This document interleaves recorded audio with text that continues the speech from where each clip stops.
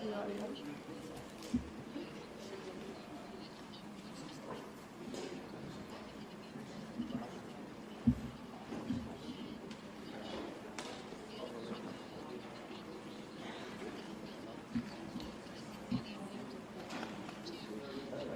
Does anyone have any double A's? I don't.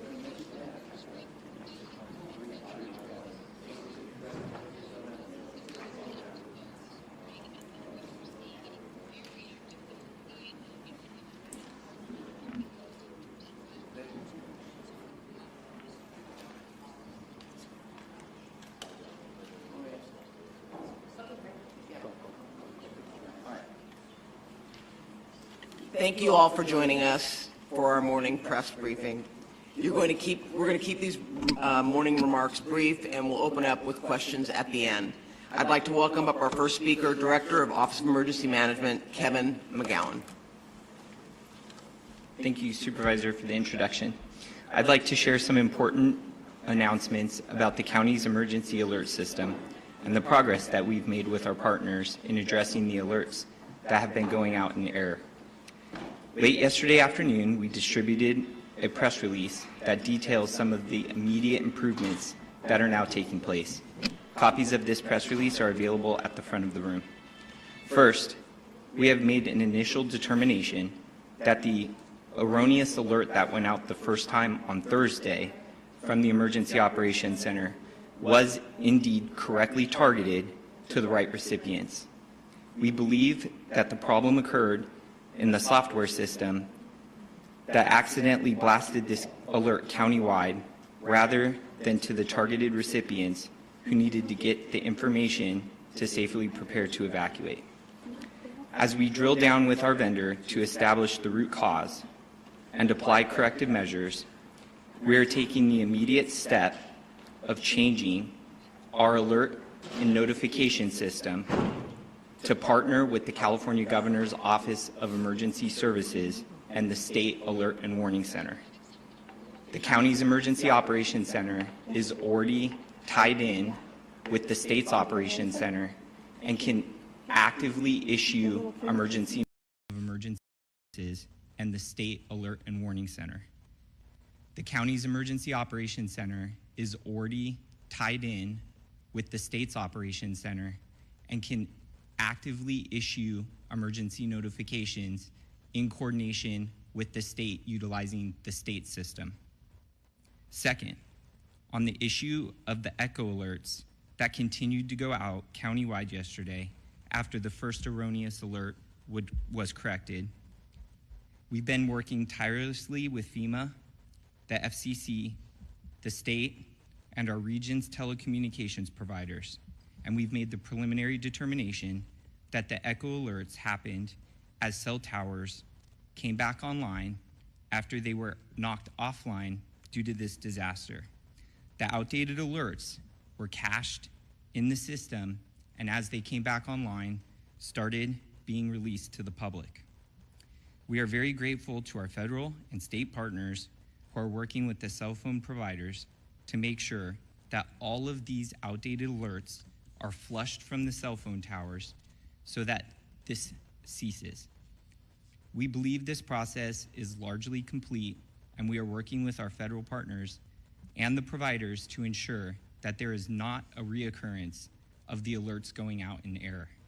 This has been frustrating, unacceptable, and the public is in the most need of accurate information, and we are moving forward rapidly to reestablish that. Finally, the press release spells out some of the immediate improvements that we are concurrently making to establish a more robust multi-layered notification system. We're enhancing 211 call network to respond to the public's urgent need for information. Technology, it can be great. These emergency alerts helped us evacuate hundreds of thousands of people in immediate life safety measures. We've undoubtedly saved lives. But the last couple of days have also reminded us that technology is vulnerable to the impacts of a disaster, especially unprecedented ones. So I will close by reminding everyone in the public, please, for your safety, the safety of your family and friends. To receive emergency alerts, you can sign up for our local program, which will be utilized by the state by going to Alert LA County. These are customized alerts. They are different than the wireless emergency alert. When you sign up, you can put landlines, your cell phone, you could receive text and email messages. Go to lacounty.gov/emergency to sign up for Alert LA County. With that, I thank you, and I'll introduce Fire Chief Anthony Maroney. So good morning. I will be providing an Eaton Fire update. The fire is now estimated to be 14,117 acres with 15% containment, with over 7,000 structures damaged or destroyed. We have 2,832 personnel assigned to the incident, and it is static at this time. Elevated to critical fire weather conditions are predicted to continue through Wednesday. Moderate to locally strong Santa Ana winds will affect Los Angeles County, and today, tomorrow, and then again on Monday through Wednesday. LA County Fire will be prepared. These winds, combined with dry air and dry vegetation, will keep the fire threat in Los Angeles County high. I would like to take this moment to express my gratitude to Board Chair Supervisor Catherine Barger, along with Supervisor Horvath, but also to all of the boards of supervisors for their support of my personnel on my department and me as a department head and fire chief.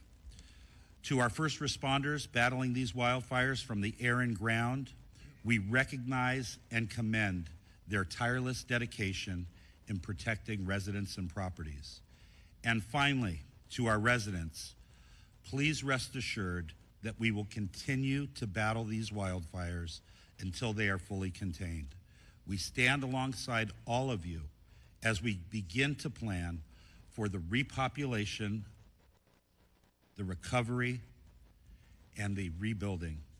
I would now like to invite up Todd Hopkins, Unified IC, CAL FIRE Incident Management Team for the Palisades incident.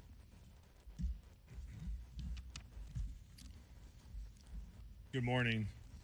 The Palisade incident is now at 21,596 acres and 11% contained.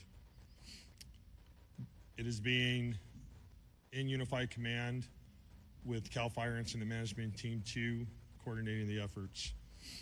Ground crews and aerial assets worked through the night in the Mandeville Canyon area, creating containment lines and protecting structures, continuing a full suppression effort. Approximately 100 engines were surged into that area for direct suppression efforts and for structure defense. 6 night flying helicopters were utilized all night, and additional night flying resources were also ordered. It was an approximate 1,000 acres in growth last night in the Mandeville Canyon area. Early estimates from an aerial reconnaissance indicate approximately 5,316 structures have been destroyed. And please, what I want you to remember is that structures does not mean homes. Structures can be homes, outbuildings, RVs, automobiles, or other types of things like sheds or outbuildings. Damage inspection teams have been in the field surveying properties. As of this morning, it's confirmed 426 homes have been destroyed. We still have over 105,000 citizens that have been evacuated. There is a fire weather watch being issued for the next 72 hours. And tonight, there will be a community meeting at Calvary Westlake Church at 6:30 p.m. tonight. The address for the meeting is 5495 Via Rocas in Westlake Village. And next, I would like to introduce LA County Sheriff Robert Luna. Thank you, and good morning. So this morning, our staff at the Los Angeles County Sheriff's Department has increased to approximately 700. We continuously bring people in. We've shifted to 12 on, 12 off shifts in patrol, and we will continue to reevaluate that as the needs come up, not just in our area of responsibility, but the entire county of Los Angeles and our partner law enforcement agencies' needs. Just to reiterate, our missions include hard road closures, traffic control points, roving security, welfare checks, evacuations as needed at the request of our partners at fire.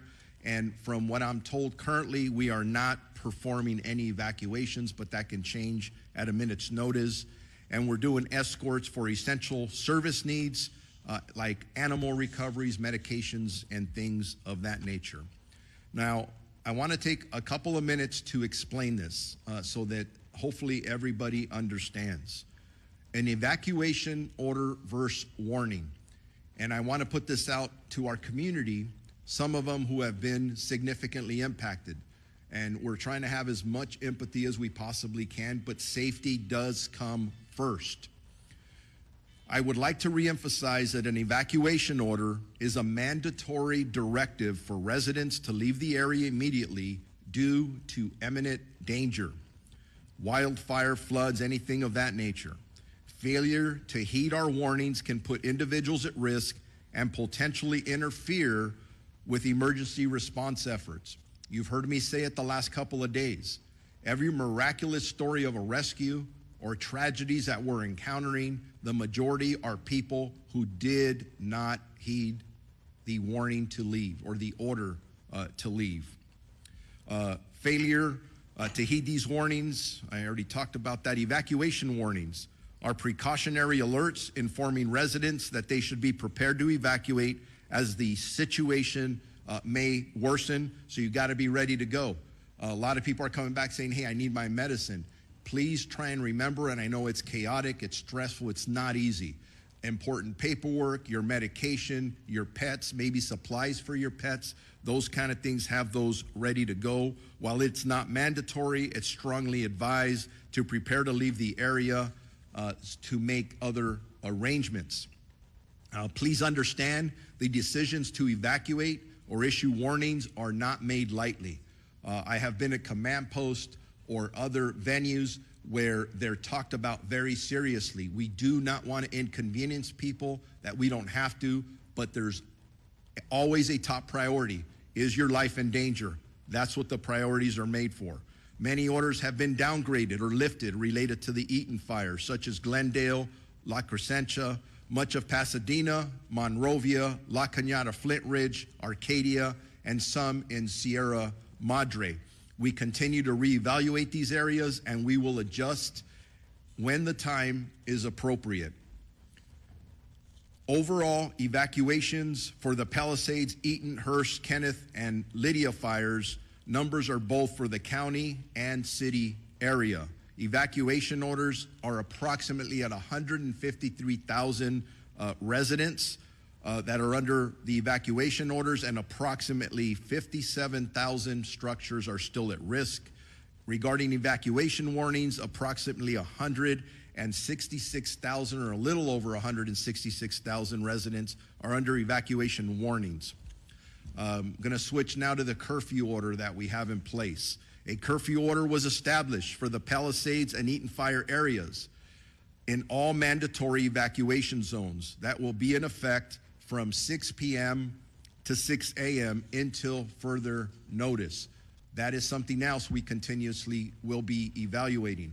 This curfew will be strictly enforced and is being taken to enhance public safety, protect property, and prevent any crime, specifically burglary or looting, in areas where residents have been evacuated. Many times when we're trying to evacuate people, their number one concern is somebody going to break into my house? They shouldn't have to worry about that because they're worried about so many other things. This is trying to assist them.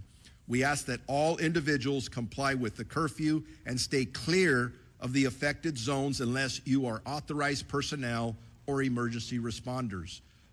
We have people driving up and around trying to get in just to look. Stay away.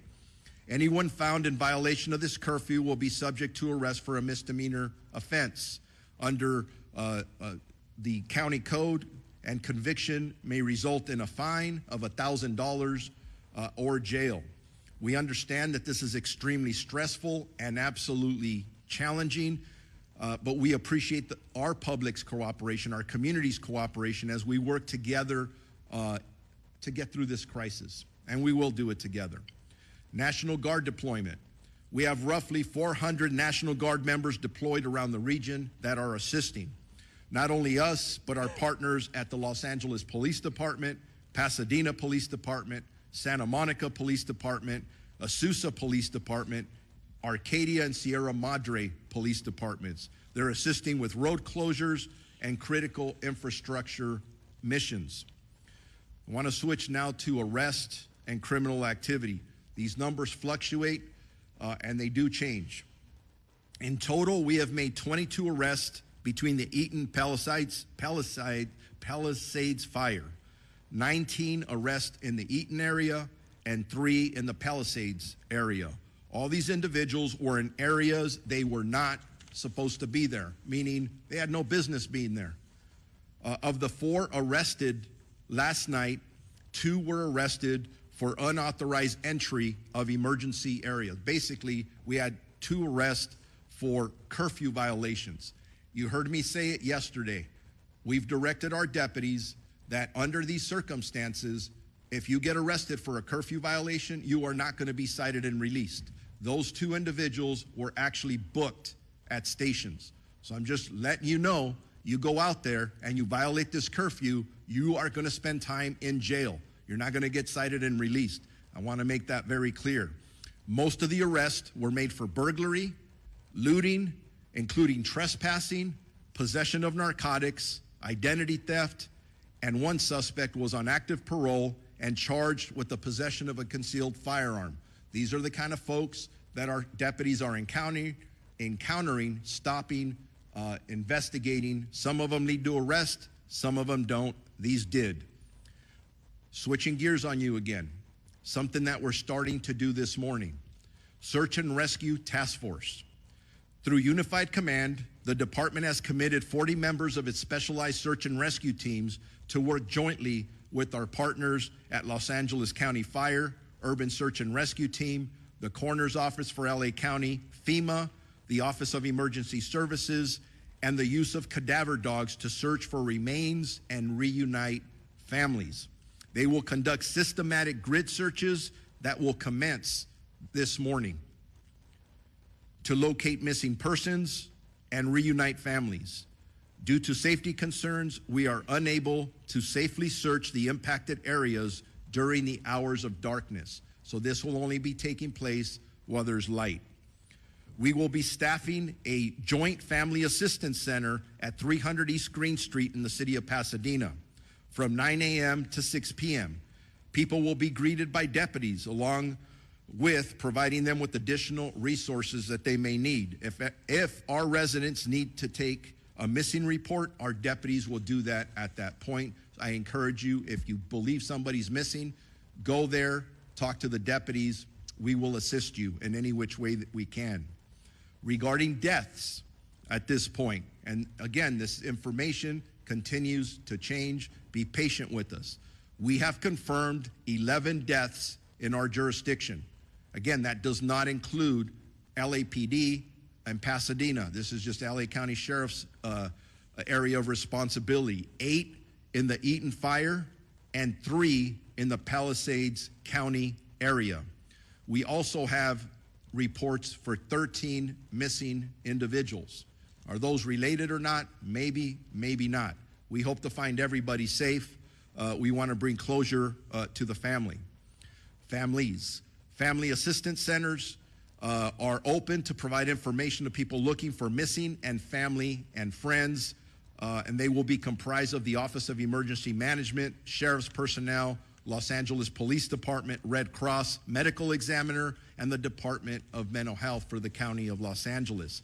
These centers will provide information to families and victims regarding this mass casualty event. Couple of other things, and I'll wrap up here. I know it's a lot of information, but there's a lot going on, and we're really, really busy. Donations. We talk about arrest. We talk about the sad things going on, but I got to tell you, I have been getting a ton of phone calls and inquiries from good people who want to help. They want to donate. So they want to help the people impacted in the disaster. If you are in a position to be able to lend support to countless people who have been left with little or nothing, please contact the Emergency Network of Los Angeles by visiting www.enla.org. The last two things more. One, if you haven't heard, we were scheduled to have an NFL playoff game here Monday night at SoFi Stadium, the Rams versus the Vikings. The decision was made to move that game. It is now going to be taking place in Glendale, Arizona. I'd really like to thank the NFL and Stan Kroenke, the owner of the Rams, who looked at the situation and understood that that would be a draw on more resources, both from the LA County Sheriff's Department, the Inglewood Police Department, LA County Fire, and other law enforcement partners. We're in the crisis. Those resources need to go elsewhere. Last thing I will mention is if you need more updates on evacuations or road closures, please visit lacounty.gov/emergency. And with that, I will now be introducing Board Chair Supervisor Catherine Barger. Thank you, Sheriff Luna. Yesterday morning, the federal government declared a federal public health emergency. And in alignment with the federal government, Los Angeles County Public Health has done the same. Among other things, this emergency will assist with staffing ratios at our medical facilities, both residential and at our hospitals, and ensure displaced residents have access to the necessary medications and prescriptions. In addition, there will be a focus on the health and safety of our first responders to ensure that they remain healthy while they are protecting our communities. All of the emergency proclamations I have signed as the chair of the board, along with our local public health emergency declaration, will be ratified on Tuesday in our motion that I have co-authored with Supervisor Lindsay Horvath. We have received an overwhelming amount of support and outpouring of assistance from all corners of the county, state, and quite frankly, the nation.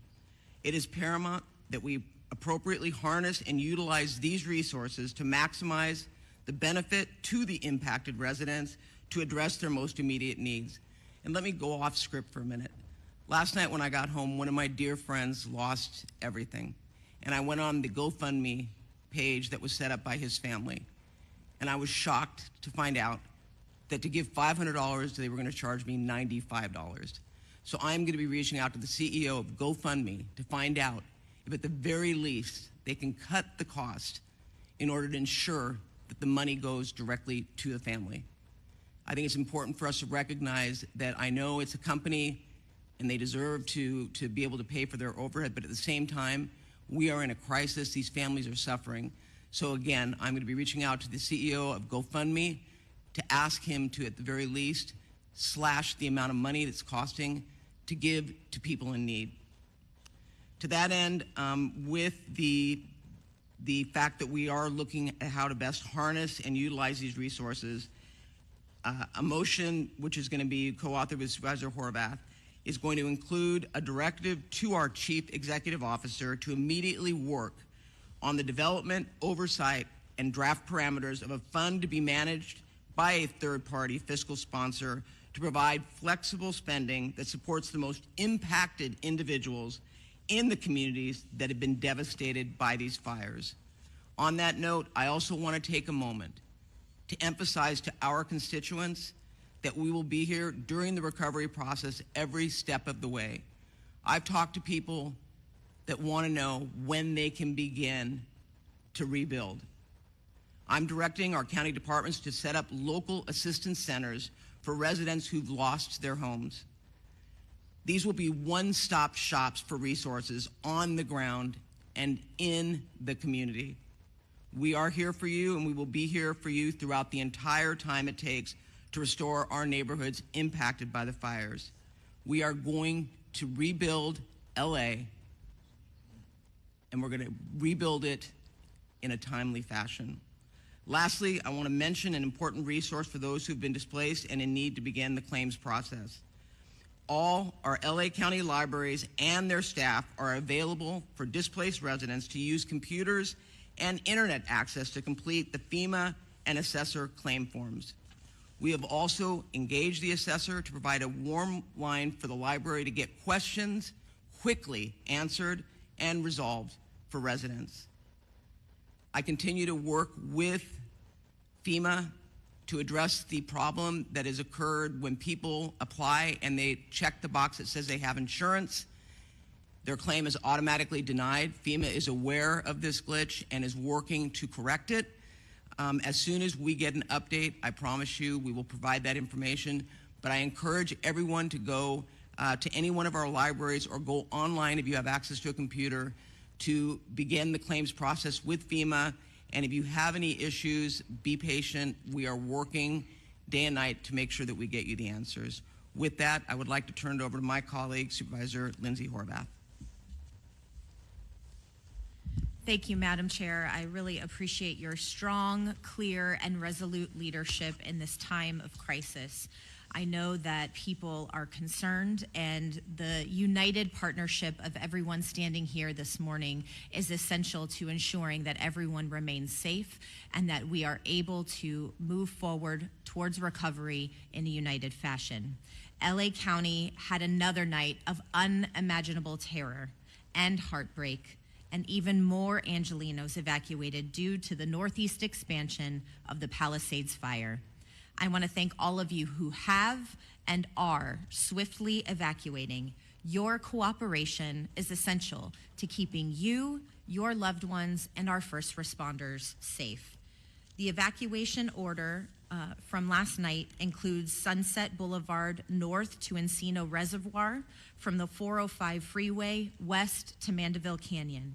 The evacuation warning area is the south border is Sunset Boulevard east, Bellagio Road, Roscomari Road, north Mulholland Drive, and west 405 freeway. On the south, Mulholland Drive and Sepulveda Boulevard, east 405, north Ventura Boulevard, and west Louise Avenue. And this area includes the Encino Reservoir. New evacuation shelters are now open in Van Nuys and Canoga Park to provide immediate support for those who've been displaced, including our veteran community from the North VA campus.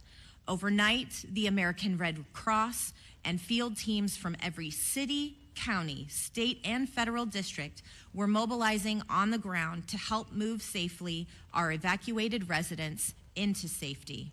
It was simply astonishing seeing people come together in these wee hours to protect our residents. I want to thank those who are on the front lines who work tirelessly to respond to fires that threaten our Topanga community. The past 2 days, including aerial support and boots on the ground, your swift actions have made incredible difference for our residents, and this focus has been necessary, critical, and impactful. I specifically want to thank Chief Maroney, Captain Drew Smith, and Captain Jen C2 for your partnership in making Topanga a top priority in firefighting efforts. In response to the ongoing fire, we've declared a local health emergency, as the chair shared, and this is effective county-wide. This also includes prohibiting the use of power air blowers, which can spread harmful ash and smoke particles. And the motions that Supervisor Barger indicated also include a funding program for those impacted. We know that while we are fighting on the immediate term, we also know longer term we have to start getting those systems in place. We are hearing the concern from our residents that we won't be able to move swiftly, so we are working in a coordinated fashion to ensure the systems that need to deliver for our residents are working together, and that we are securing the resources to swiftly get them to our residents.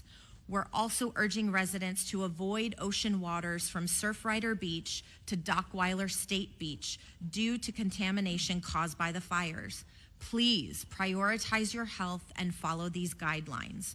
Also, as Chair Barger mentioned, we introduced a local proclamation of emergency to be ratified at the Board of Supervisors meeting on Tuesday. This will also cut through red tape so county departments can respond more effectively, give Cal OES the ability to provide recovery assistance under the California Disaster Assistance Act, and unlock critical state and federal resources. At my request yesterday, Senator Schiff reached out to Secretary Mayorkas and FEMA to investigate the emergency alert issue that Director McGowan spoke about. And I want to thank the Senator, the Secretary, FEMA, and the White House who communicated directly their immediate partnership with us to diagnose and address the telecommunication errors. We know this issue is serious, it is frustrating, it has added chaos to an already catastrophic crisis. Some mobile carriers have confirmed that the issue is cleared on their systems. We are waiting for that confirmation from additional mobile carriers, and we will continue to fix this issue.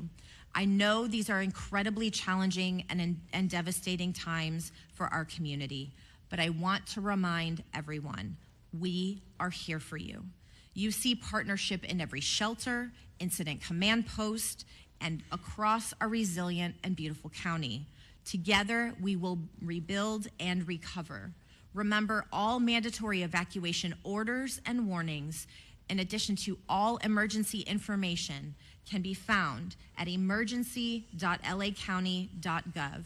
And some of the statistics that you've heard on arrests and acreage and others are focused on the statistics that LA County provides. We also know that our local partners in the city of Los Angeles, the city of Pasadena, the city of Santa Monica, and others have their additional statistics as it relates to arrests and the work that they are doing on the ground. We are working in a unified command situation, and we want to make sure that the information we are providing you is accurate. We appreciate our partners who are working with us collaboratively to ensure the safety of all. Please continue to check and follow all evacuation orders for the safety of you and your loved ones. Thank you.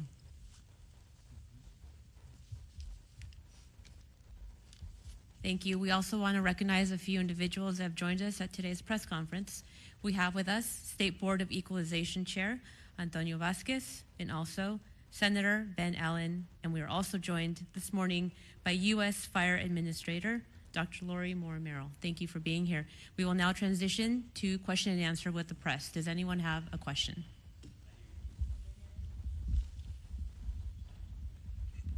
And sorry, this is for the sheriff. Can I just take this so it's on camera? Okay, thank you. Some communities that have been closed off, such as Altadena, are letting residents back in to collect important items from what remains of their homes. They were told that they'd need to present important paperwork to get back in, but some residents we've spoken to say that they lost those documents in the fire. What should those residents do to get back to their homes? Well, number one, I feel for anybody who was impacted by this event. So I would recommend that they go to the Family Assistance Center that we've set up. I can give more information at the end about the location. I think I gave the address sooner, but please go there, engage our employees, and I can assure you we will do everything we can to assist them with their critical needs. But I do want to repeat something. I know people are frustrated. Any of us would be frustrated if you want to get back to your own home. When we say you can't do this, it is based on their safety and the safety of others trying to get in and out. So be patient with us. As soon as we can get people safely back in, it will be a top priority for us. Thank you for the question. Right here in the middle. And please, when you're asking your question, if you can state your name and which media outlet you're with. Simon Bowie, CBS Network News. A couple of questions. In the days in advance of the catastrophe on Tuesday, the event was described as a potentially life-threatening event with catastrophic potential outcomes. I'm curious to know if there were any efforts taken on behalf of county officials, especially considering what's happened to Altadena, in advance of the event to request assistance from other municipalities throughout the state or other states in general to send fire apparatus to us. And was that done? And then I have a follow-up question. Yeah, thank you for your question. So yes, I've communicated at the previous press conferences the actions that the LA County Fire Department took in advance and during this fire siege. We did communicate with state agencies. We did communicate with our region partners. We communicated with the LA County Fire Departments. We did upstaff the department. We did pre-position resources. As a matter of fact, on Tuesday morning, the 7th, prior to 7 a.m., I gave permission to hold over the off-going shift of the County of Los Angeles Fire Department. Every day we staff 900 firefighters throughout our communities out of 176 fire stations. And at 7 a.m. or thereabouts, we held over the off-going shift, and we now had a firefighting force of 1,800 firefighters. We staffed all available reserve apparatus prior to the start of the Palisades fire. I did everything in my power to make sure that we had enough personnel and resources before the first fire started. I alerted my board via memo regarding the situation prior, and on Wednesday, I recalled all LA County firefighters back to work. Not only 2 shifts, all 3 shifts. I was the one that made the call to the State Office of Emergency Services. I requested 250 additional engine companies consisting of 1,000 personnel. The state OES went to outside states, the Western United States, for additional resources to be brought into California, to be brought into LA County. We have national and international firefighters, Mexico, Canada, all of our surrounding states are here right now fighting this fire. So it wasn't for a lack of preparation and decision-making that resulted in this catastrophe. It was a natural disaster. Thank you. We have Sheriff Luna. Luna wants to add something. And we'll get to your follow-up. Yeah, thank you, Chief Maroney. I just want to add from the law enforcement side and really from the county family side, and I'm going to start off by really talking about Kevin McGowan, who's back here, because he's our Director of Office of Emergency Management, and he had all county departments on a phone call as we were getting the weather updates. And as we were getting them, they were getting worse. So obviously we did everything we could to plan for the worst. I don't think any of us anticipated it was going to be this bad. And as you see, we're making history here, and not all for the right reasons, right? From a weather perspective, climate perspective, and all those things. But from the law enforcement perspective, we made sure that we had our resources in place. I was on the phone with the chief of the Office of Emergency Services for the state. We were in communication with the California Highway Patrol. We were already putting things in place along with our other partner law enforcement agencies in LA County, which includes my multi-daily conversations with Chief Jim McDonald from the Los Angeles Police Department. So there were a lot of things going on, a lot of moving parts. But remember this, for anybody who's watching, we weren't dealing with one fire. We weren't dealing with 2 fires. We were dealing with multiple incidences all around our county.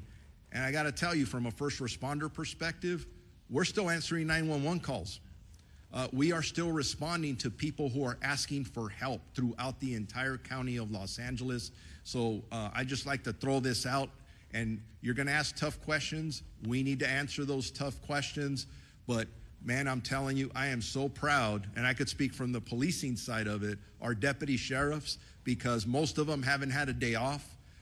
Most of them haven't seen their families, but they're out there. I've run across many of my employees who have tears in their eyes because they're seeing the devastation, and it's impacting them. It's impacting their families. Not to mention, I've spoken to at least 4 of my employees who have lost their houses, total losses, and I'm getting more of that every day. So I just want to throw that out as we're talking about our preparedness and what we're doing and next steps. This event is unprecedented, and I'm really proud to be part of this county family and the partnerships that we have in the region and the state. I believe our mutual aid systems are second to none in the entire United States. Your follow. Can I just add one thing onto that? And Chief Maroney, you touched on it. I was at the Rose Bowl yesterday, and that is the command center where all the different agencies are positioned. And I had the opportunity to talk to firefighters throughout the state from CAL FIRE, but also from Kern County, from Santa Clara, and they were talking about the fact that this is a year-round situation, and they stand ready at a moment's notice to drop everything, and they commit to what I was told 14 days at any incident. So this is an example of mutual aid, but this is going on constantly, and we are always prepared. And to Chief Maroney's point, even before this fire broke out, they were preparing, knowing that the Santa Ana winds were coming. So we were prepared for what we believe to be a very dire situation. And so I also want to thank you, Chief Maroney, because you did alert us, and you had an all hands on deck working with the sheriff. So I just want to make that point clear. Thank you, Supervisor. Did you have a follow-up question? Did you leave? Your follow-up question? Did you have one? Okay, over here in the back. Hi, I'm Morgan Winsler with ABC News. My question is for Sheriff Luna. Can you provide an update on the ongoing investigations into the fires, into the cause of the fires? And also, are you able to share what potential ignition sources investigators are looking into right now? Yes.